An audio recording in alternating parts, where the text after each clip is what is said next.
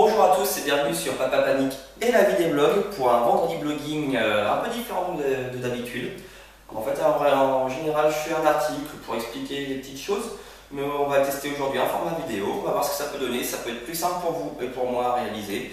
Ça permettra d'en faire un peu plus souvent.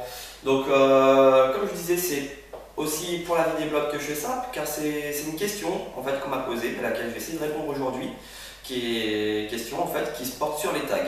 Les tags, en fait, c'est un mot-clé que vous allez mettre en bas d'un article.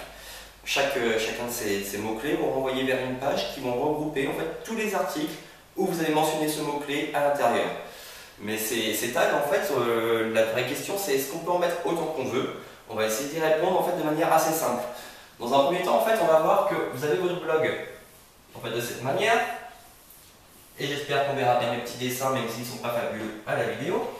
Donc vous allez avoir votre bannière, votre menu, et ici vous aurez chacun de vos articles présentés. À savoir que normalement ici on a des résumés d'articles et pas l'article complet, ça on verra peut-être ça une prochaine fois, mais c'est assez important pour plein de raisons. Donc en fait vous avez votre article ici qu'on va appeler article 1, tac, on se complique pas trop la vie, c'est pas le but du jeu. Et donc en fait vous allez cliquer sur cet article qui va donc s'ouvrir. Vous gardez toujours la même structure du blog, bannière, menu, et vous allez voir ici votre titre, le contenu de vos articles avec le texte, images, etc. Vos petits liens réseaux sociaux, et en bas en fait ici vous allez pouvoir mettre des tags. Donc chacun de ces tags renverront chacun sur une nouvelle page. Tac, une nouvelle page en fait qui se présentera comme votre accueil. En fait, avec votre bannière toujours, on garde toujours la même structure de blog bien entendu. Et vous aurez en fait ici chaque résumé d'article dans lesquels vous avez pu mettre ce tag. Sauf qu'en réalité, vous allez avoir donc ce tag ici, un deuxième tag. Donc en fait, on va avoir encore une page. Je ne vais pas la redessiner, ça ne va pas expliquer grand chose de plus. Mais en fait, vous pouvez très bien comprendre que plus vous allez mettre de tag, plus vous allez avoir de pages. Alors ici, j'ai fait une structure avec résumé d'articles, sauf que ce que l'on voit souvent sur certaines pages, c'est qu'ici, nous n'avons pas des résumés d'articles, mais on a des articles complets, avec de nouveau titre, contenu, tac, de nouveau les tags, hop, c'est terminé, on a de nouveau un titre, le contenu complet, les tags, etc.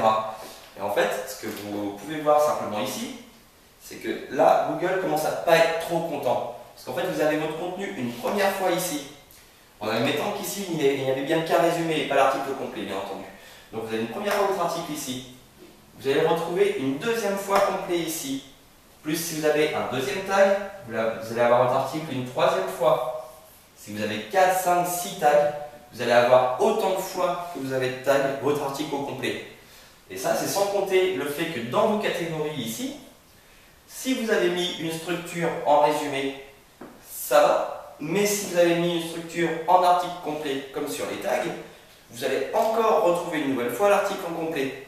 Vous comprenez qu'en fait on parle assez souvent de duplicate content, de faire des résumés d'articles pour que Google considère que votre contenu est assez frais et qu'il n'est pas répété sur plusieurs sites en même temps. Mais s'il est répété sur votre propre site, c'est la même chose. C'est-à-dire que si vous avez 5 fois l'article, il va considérer que vous avez copié 5 fois le même contenu. Google ne va pas interpréter que ce contenu ici et celui-ci, c'est le même.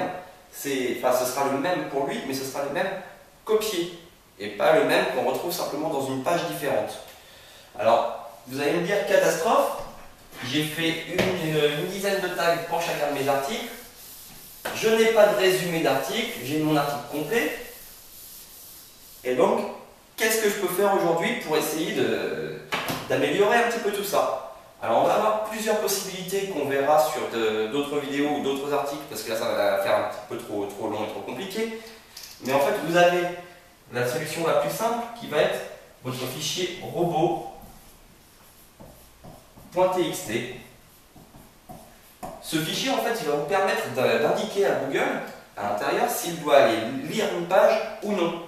À l'intérieur en fait il vous suffira simplement d'aller dire que toutes les pages de tag, il ne les lit pas, il ne les référence pas. De cette manière, vous supprimez les doublons d'articles. Autre solution que vous pouvez avoir, c'est tout simplement dans le paramétrage de votre WordPress, de faire en sorte que les articles qui sont sur les pages de tag soient bien des résumés et pas des articles complets. Dans tous les cas, même si vous avez des résumés, c'est pas forcément conseillé d'avoir de nombreux tags, parce qu'en fait, vous allez avoir ensuite des liens vers vers votre article, des liens massifs à l'intérieur, et donc Google va pouvoir considérer que vous essayez de faire du forcing pour que cet article soit référencé. Ce qui est encore une nouvelle fois une erreur. Il ne faut pas essayer de forcer Google. Google contrôle tout. Il ne va pas apprécier que vous essayez de le contrôler. Donc, c'est des pistes que l'on peut aborder. La chose principale à retenir, c'est que le tag peut être une forme de sous-catégorie. Il va pouvoir aider à regrouper certains articles, mais il ne faut pas le considérer réellement comme un mot-clé. Le mot-clé, vous le mettez dans votre plugin de SEO, et c'est ici uniquement qu'on doit retrouver les mots-clés, hormis bien entendu dans le contenu de l'article, où là vous allez pouvoir écrire votre article de manière à ce qu'il soit mieux référencé en mettant vos mots-clés. Mais attention, le tag n'est pas un mot-clé.